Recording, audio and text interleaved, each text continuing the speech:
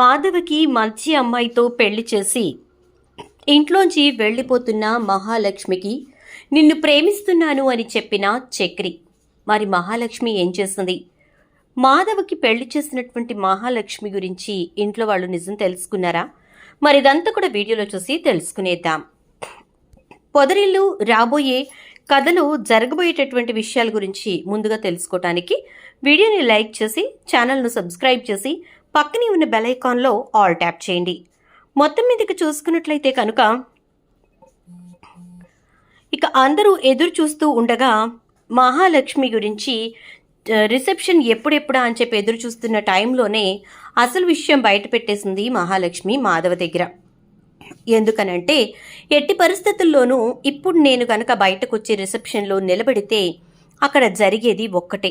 ప్రపంచం అందరి దృష్టిలో నేను చక్రి భార్యగా ముద్రపడిపోతాను అని చెప్పని అంటే, అలా అంటావేంటమ్మా, నువ్వు చక్రి భార్యవే కదా అని అంటే, కాదు నేను చక్రి భార్యను కాదు అంటూ జరిగిన కథ మొత్తాన్ని చెప్తుంది ఇక మహాలక్ష్మి. అది విన్న మాధవ ఒక్కసారిగా షాక్ అవుతాడు. కేవలం నీ పెళ్లిని తప్పించటం కోసం పోలీసులు చెప్పినటువంటి మాట ప్రకారంగా నువ్వు చక్రిని పెళ్లి చేసుకుని ఈ ఇంట్లో అడుగుపెట్టావు. ఈ ఇంటికున్న శాపం పోయింది అని చెప్పి నేను చాలా సంతోషించాను. కానీ అసలు ఇక్కడ పెళ్ళే జరగలేదు అని చెప్పి తెలుసుకుంటే నాకు చాలా బాధగా ఉంది. పర్వాలేదమ్మా, నువ్వు ఇంటికి వెళ్ళిపో. నేను ఇక్కడ ఏం జరగాలో అది జరుగుతుంది, చూసుకుంటాను అని అనేసరికి, అలా అనకండి, నేను నా స్వార్థం చూసుకుని వెళ్ళిపోయినట్టు ఉంటుంది. కాకపోతే ఒక్కటే నేను ఆలోచిస్తున్నాను, ఈ కుటుంబం మీద పడ్డ మచ్చని నేను తొలగించగలిగితే బావుండు అని. కానీ అలా నేను తొలగించాలంటే బయటకొచ్చి అందరి ముందు నిల్చోవాలి. అలా నిల్చున్నానంటే ఖచ్చితంగా జరిగేదేంటో మీకు తెలుసు కదా అని చెప్పని అంటుంది. పర్వాలేదమ్మా, నువ్వు లోపలే ఉండు, నేను వెళ్ళి అక్కడ ఏం చేయాలో చూసుకుంటాను అని చెప్పేసేసి అంటూ బయటకు వెళ్తాడు. ఈలోపు అక్కడ కన్నా వాళ్ళంతా కూడా మాధవని అడుగుతారు, వదిన ఇంకా రాలేదేంటన్నయ్య అని చెప్పని అంటూ ఉంటే, చెప్తాన్రా, వెయిట్ చేయండి అని చెప్పేసేసి ఇక వెంటనే మాధవ అయితే స్టేజ్ మీదకి వెళ్తాడు. వెళ్ళి అందరితోటి చక్రికి పెళ్లి జరగలేదు అని చెప్పి చెప్పాలి అనుకుంటాడు. అలా అనుకుని ఇక ఫోన్ మైక్ తీసుకుని మాట్లాడబోతూ ఉండగా పెద్ది అంటూ గట్టిగా అరుస్తుంది మహాలక్ష్మి. అలా అరిచేసరికి ఇక వెంటనే మాధవ్ అయితే పక్కకు తిరిగి చూసేసరికి మహాలక్ష్మి చీర కట్టుకుని గబగబా బయటకు వస్తుంది. రెడీ అవ్వడం కొంచెం లేట్ అయింది అని చెప్పేసేసి అంటూ ఇక మహాలక్ష్మి స్టేజ్ ఎక్కుతుంది. కోడలి పిల్ల వచ్చింది కానివ్వండ్రా అని చెప్పని అంటాడు చక్రి తండ్రి. ఇక మాధవ అటు చక్రిని ఇంక మహాలక్ష్మిని స్టేజ్ మీదకి ఆహ్వానించిన తర్వాత ఇద్దరు అక్కడి నుంచుంటారు. అందరూ కూడా మహాలక్ష్మిని చూసి, నిజంగానే పేరుకు తగ్గట్టుగా ఉంది, చాలా అందంగా ఉంది, చక్రిగాడికి ఇంత అందమైన పెళ్ళం బాగానే దొరికిందే అని చెప్పని అంటూ ఉంటారు. ఆ మాటలు వింటున్నటువంటి మాధవకైతే మనస్సులో చాలా బాధగా ఉంటుంది. తను ఏదైతే వద్దనుకుందో అక్కడే తను నిలబడాల్సి వచ్చింది.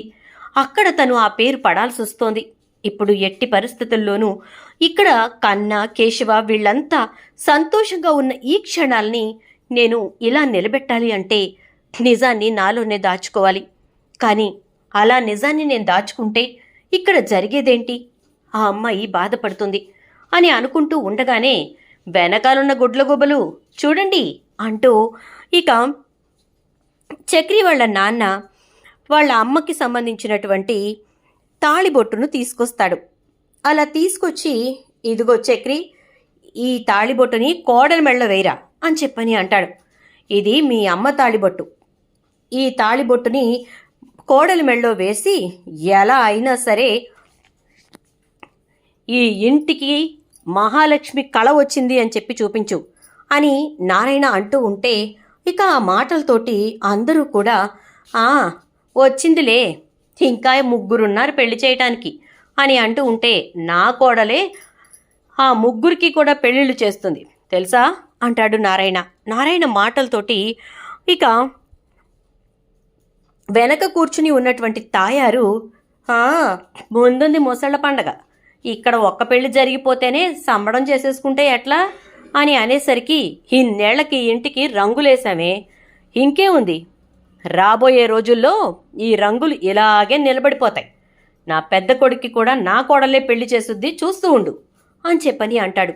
అనేసరికి ఇక తాళిబొట్టు తీసుకొచ్చి మాధవ చేతిలో పెడతాడు నారాయణ. మాధవ అది తీసుకొని, చక్రి, ఇది నువ్వు మహాలక్ష్మి మెళ్ళో వేస్తే పెళ్ళైపోయినట్టు లెక్క. కానీ మహాలక్ష్మి జీవితాన్ని నాశనం చేసే హక్కు నీకు లేదు కాబట్టి మహాలక్ష్మిని ఎలా అయినా సరే నా భార్య అని చెప్పి ఈ తాళిబొట్టుని నాన్న చేతికి అప్పగించు అని అంటే, సరే అన్నయ్య అని చెప్పి చక్రి ఆ తాళిని తీసుకొని, చూడు నాన్న, ఇది పెద్దన్నయ్య భార్య మెడలో వేయాలి. ఎందుకంటే ఇది ఆనవాయంగా వస్తున్న తాళిబొట్టు. పెద్దన్నయ్యకు ఏ రోజు పెళ్లి జరుగుతుందో ఆ రోజున వచ్చే వదినకి ఈ తాళిబొట్టుని బహుమతిగా ఇవ్వు అని చెప్పని అంటాడు. వెంటనే మహాలక్ష్మి కూడా, బ్రతికించావు, లేకపోతే నేను ఇక్కడి నుంచి ఇప్పుడే వెళ్ళిపోదాం అనుకున్నాను అంటూ ఇక నారాయణ వంక తిరిగి, మామయ్య గారు, ఆయన చెప్పిందే కరెక్ట్. ఆ తాళిబొట్టుని అక్క మెడలోనే వెయ్యాలి. ఎవరైతే ఇంటికి పెద్ద కోడలుగా వస్తారో వాళ్ళ మెడలోనే అది ఉండాలి అని చెప్పని అంటుంది. శభాష్ కోడలా, శభాష్. నేను ముందొచ్చాను కాబట్టి నేనే పెద్ద కోడల్ని అనకుండా మాధవకి పెళ్లి చేసి ఆమెను పెద్ద కోడలుగా ఉంచాలి అని చెప్పని అనుకున్నావే, నీ వ్యక్తిత్వం గొప్పది అని చెప్పనంటూ, వెనకున్న గుడ్ల గుబలు చూస్తున్నారుగా, వింటున్నారుగా, చెవులు కళ్ళు బాగానే పనిచేస్తున్నాయిగా అంటూ నారాయణ ఇక తాయారు వాళ్ళని అంటూ ఉంటాడు. ఈలోపు రిసెప్షన్ అయిపోతుంది. అంతా అయిపోయాక మహాలక్ష్మి లోపలికి వచ్చి కూర్చుని కాస్త బాధపడుతూ ఉంటుంది. అలా బాధపడుతున్న మహాలక్ష్మి దగ్గరికి మాధవ వస్తాడు. నారాయణ కూడా రాబోతూ మాధవ ఏం మాట్లాడతాడోనని చెప్పి నిలబడి వింటూ ఉంటాడు. మహాలక్ష్మి, చాలా మంచిదానవమ్మ నువ్వు, నిజంగా నలుగురిలో మా పరువు నిలబెట్టావు అని అనేసరికి, మీ పరువు నిలబెట్టడం కోసం నేను తలదించుకునే పరిస్థితి వచ్చింది. పర్వాలేదు, చక్రి బాగానే హ్యాండిల్ చేశాడులేండి, కానీ ఇప్పుడు నాకు ఒక బాధ్యత ఉంది అని చెప్పని అనగానే, జేంటమ్మాది అంటే పెద్దికి పెళ్లి చేయాలి అంటుంది. నాకు పెళ్ళ ఎక్కడవుతుంది అనగానే, నేను వచ్చేసాను కదా, ఇక పెద్ది పెళ్లి జరిగిపోతుంది, ఆ తర్వాత కేశవ పెళ్లి కూడా జరిగిపోతుంది. అలా ఇద్దరికీ పెళ్లి జరిగిపోయిందనుకోండి, ఈ ఇల్లు ఆడవాళ్లతో కళకళ్లాడుతూ ఉంటుంది. ఉదయాన్నే తులసి కోటకి పూజ ఉంటుంది, ఇంట్లో దీపం ఉంటుంది, ఇంటి చుట్టూ రంగురంగుల ముగ్గులుంటాయి అని అంటుంది. ఇదంతా జరిగితే బావుండని నాకు కూడా అనిపిస్తోందమ్మా అంటాడు మాధవ.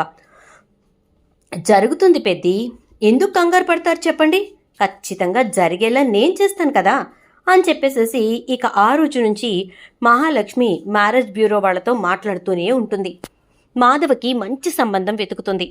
ఒక పల్లెటూరులో తల్లిదండ్రులు లేని అనాథ పిల్ల, చాలా మంచిది.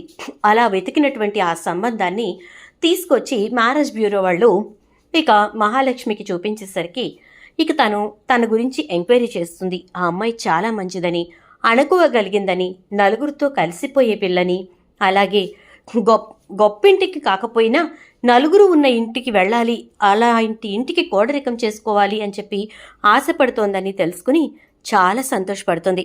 ఇక ఆ విషయాన్ని నారాయణతో చెప్పేసరికి నారాయణ చాలా సంతోషిస్తాడు. మొత్తానికి గొడ్డొచ్చిన వేళ బెడ్డొచ్చిన వేళ అంటారు. కోడలొచ్చిన వేళ విశేషం. ఈ ఇంటిలో ఒకటి తర్వాత ఒకటి బాజా భజంత్రీలు మోగుతూనే ఉంటాయి అని అంటాడు. అలా అన్న తర్వాత ఇక మాధవకి పెళ్లి సంబంధం చూసుకోవటానికి వెళ్తారు. అమ్మాయి మాధవకి నచ్చుతుంది, నారాయణకి నచ్చుతుంది. కేశవ ఇంకా కన్న అయితే, వదిన చాలా బాగుంది వదిన అని చెప్పని అంటూ ఉంటే, ఇక నుంచి ఆమె మీకు అమ్మ, అర్థమైందా అని అంటే, మాధవ్ అన్నయ్య మా నాన్న అయినప్పుడు ఆవిడే మాకు అమ్మ అని చెప్పని అంటూ ఇక కేశవ కన్న ఇద్దరు చాలా సంతోషంగా ఉంటారు. ఈలోపు మాధవ్ అయితే, అమ్మాయి నచ్చిందా అని అడుగుతుంది మహాలక్ష్మి. నీకు నచ్చిందా తల్లి అని అంటాడు. నాకు నచ్చింది, మన కుటుంబాన్ని కలిపి ఉంచుతుంది, సంతోషంగా ఉంచుతుందని నాకు అనిపించింది అనగానే, నీకు నచ్చితే నాకు నచ్చినట్టే తల్లి, ఏం పర్వాలేదు, కళ్ళు మూసుకుని చేసేసుకుంటాను అంటాడు మాధవ. సరే పెద్ది అయితే అనేసి ఇక ముహూర్తాలు ఎప్పుడు ఏంటి అని ఆ అమ్మాయి తరపున దూరపు చుట్టాలుంటే వాళ్లతో మాట్లాడుతుంది మహాలక్ష్మి. అంతా ఓకే చేస్తారు. చక్కగా ఉన్నంతలోనే చాలా గొప్పగా గ్రాండ్గా వాళ్ళింటి ముందే పందిరేసి మాధవకి ఇంకా అమ్మాయికి పెళ్లి జరిపిస్తుంది మహాలక్ష్మి. అలా జరిపించేసరికి మాధవ చాలా సంతోషిస్తాడు. మహాలక్ష్మిలానే వచ్చిన అమ్మాయి కూడా చాలా అణకువగా మంచిగా ఉంటుంది. కొన్ని రోజుల తర్వాత ఒకరోజు ఉదయాన్నే మహాలక్ష్మి లేచి పెద్ది పెద్ది అని చెప్పి డోర్ నాక్ చేసేసరికి బయటకొస్తాడు.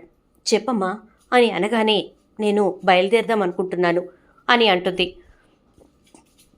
ఇంతలో చక్రి వచ్చి ఎక్కడికి మహాలక్ష్మి అని అనేసరికి నా బాధ్యత తీరింది, కేశవకి కూడా మంచి సంబంధం కుదిరింది కదా అని అంటే ఎప్పుడు అంటాడు చక్రి.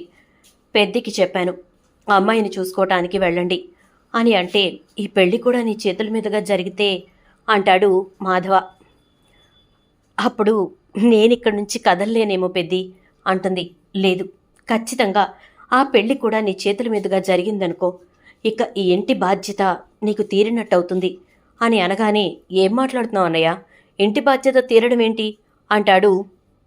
ఇక చక్రి అయితే ఏం లేదు, ఇదంతా అయిపోయిన తర్వాత మహాలక్ష్మి మన ఇంటి నుంచి వెళ్ళిపోతానంటోంది, తన చదువు పూర్తి చేసుకుంటానంటోంది అని అనగానే ఇకప్పుడు చక్రి అయితే చాలా బాధపడుతూ గదిలోకి వెళ్ళి గోడకి చాలా గట్టిగా బలంగా తన చేతిని గుద్దుతాడు.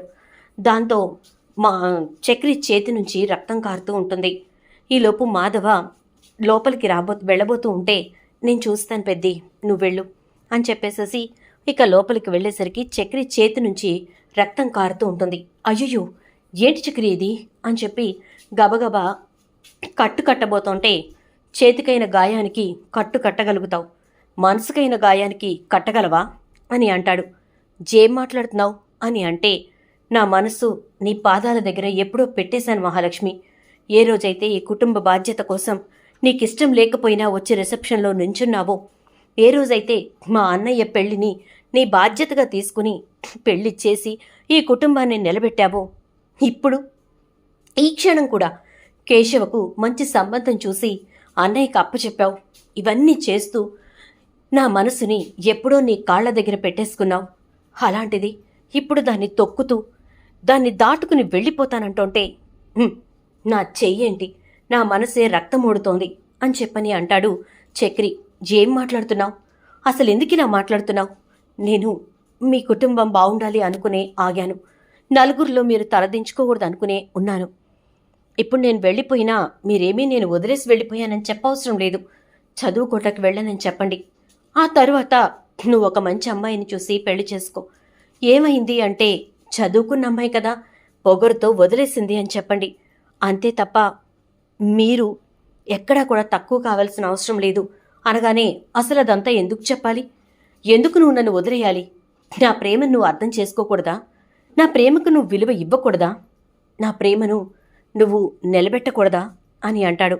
దాంతో ఒక్కసారిగా మహాలక్ష్మి ఏం మాట్లాడాలో అర్థం కాక షాక్లో అలా ఉండిపోతుంది. ఈలోపు మహాలక్ష్మి అన్నయ్య ఫోన్ చేస్తాడు. డాడీ నీతో మాట్లాడాలంటున్నారు, ఒక్కసారి నీ హస్బెండ్ని తీసుకుని రా అని చెప్పని అంటాడు. ఒక్కసారిగా మహాలక్ష్మి నాన్న రమ్మంటున్నారంట చక్రి అనగానే వెళదాం పదండి, ఒకవేళ అక్కడేమైనా పాజిటివ్గా రెస్పాండ్ అయ్యే అవకాశం ఉందేమో, అలా అయితే నా ప్రేమ నిలబడుతుంది కదా అని అంటే నీ ప్రేమ అని నీ గురించే మాట్లాడుతున్నావు, నా అభిప్రాయంతో నీకు పనిలేదా అని అంటే మీరు నాకు దేవతండి, దేవత వరాలిస్తుందే కానీ ఎట్టి పరిస్థితుల్లోనూ శపించదు కదా అని అంటాడు చక్రి.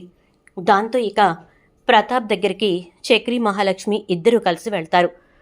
వెళ్ళిన తర్వాత చాలా పెద్ద బాధ్యతలే తీసుకుని నెరవేరుస్తున్నావంట, ఆ కుటుంబాన్ని నిలబెట్టేస్తున్నావంట, ఆడదిక్కే లేని ఆ సంసారాన్ని మొత్తానికి ఆడవాళ్లతో నింపేస్తున్నావట, ఒక్కొక్కరి పెళ్లి చేస్తున్నావట, పెద్దరికాన్ని తీసుకుని మరీ నిలబెట్టుకుంటున్నావట అంటూ ప్రతాప్ ఒక్కొక్క మాట అంటూ ఉంటే కూతురు గురించి బాగానే ఎంక్వైరీ చేసుకుంటున్నారే అంటాడు చక్రి. నువ్వు మాట్లాడకు అంటాడు ప్రతాప్.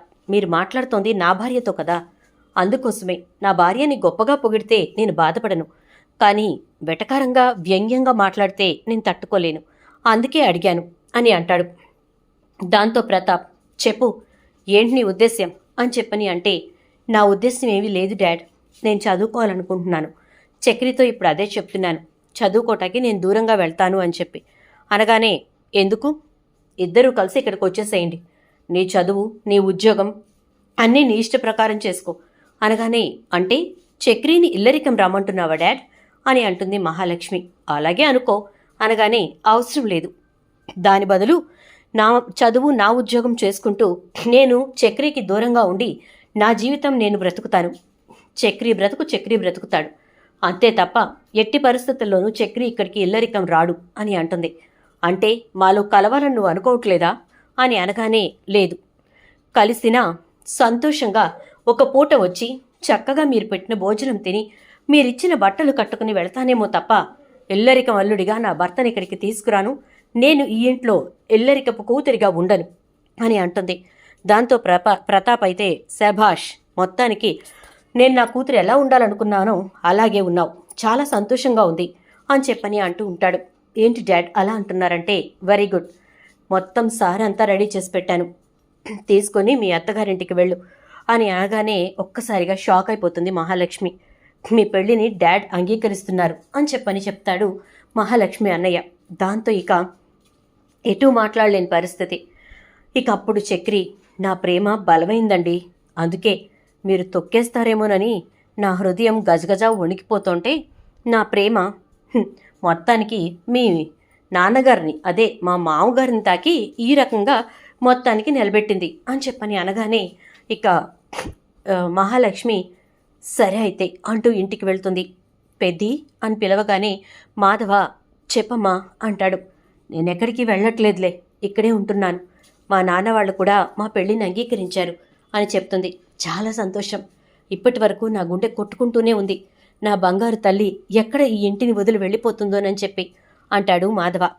నారాయణ ఇదంతా చూస్తూ మాధవ్ దగ్గరికి వచ్చి తనకు అర్థమైన దాని గురించి అడుగుతాడు.